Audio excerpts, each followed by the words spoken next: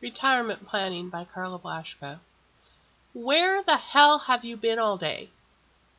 I laughed. Miss me? Robin had left 29 messages on my phone and made a few more calls besides.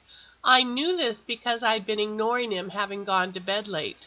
I listened to his calls come through on my answering machine as I tried to get my 4 good hours of sleep. To answer the phone would have meant my having to turn on the computer and look up whatever info he needed. His Wi-Fi didn't work in the desert, but his satellite phone did. If I answered and hung up, he would just keep calling over and over and over again. I want you to look up some info. Really? What a surprise. Oh, no, wait. You've asked me that several times a day since you left. Does it occur to you I might like a day off? If I hoped to crush him with my sarcasm, I was kidding myself. A day off? I don't get a day off. Why should you? You get rain and coffee. I get sun and spiders. What's a few minutes conversation to you and all that luxury? I rolled my eyes. I have things to do. Like what? Like putting in a new septic system. We'd rented a honey bucket last week to tide us over, but now we were putting in a system that would handle it all, something Robin told me was a necessity if I wanted to keep renting out the cottage.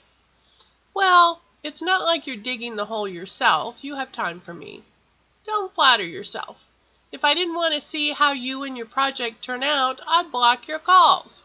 You'd never. No, you're right, I agreed. I'd never. So what's up? He told me and I looked up the info, ribbing him about all the information and directions he wanted on his new bank. After all, can't be that hard to find. Before we signed off, he wanted to make sure that all misunderstandings, all unfortunate constructions which may have been placed on one or two ill-chosen words, all are to be swept away. I finished the quote, a mutual jest between us. You are annoying, but I would miss you dreadfully if you were washed away by a flash flood, crushed by a rock fall, or attacked by hungry tarantulas. What if I dried up like a prune for lack of water? No. In that case, I wouldn't care. If you die of stupidity, you get no grief from me. Do you have enough water? I asked, concerned. He laughed. Yes. Just yanking your chain. I'll call you later. I sighed. I knew he would. I went back to my computer, hoping to get some work on my day trading site done before he called again. In another state, Robin hung up, relieved all was well between them. He wasn't in the desert exactly. He was sitting on the edge of a bed in a room decorated with orange bed covers and a brown shag carpet. But the sleeplessness provoked by the lumpy hotel mattress had caused him to do a lot of thinking, each toss and turn changing the subject of his speculation.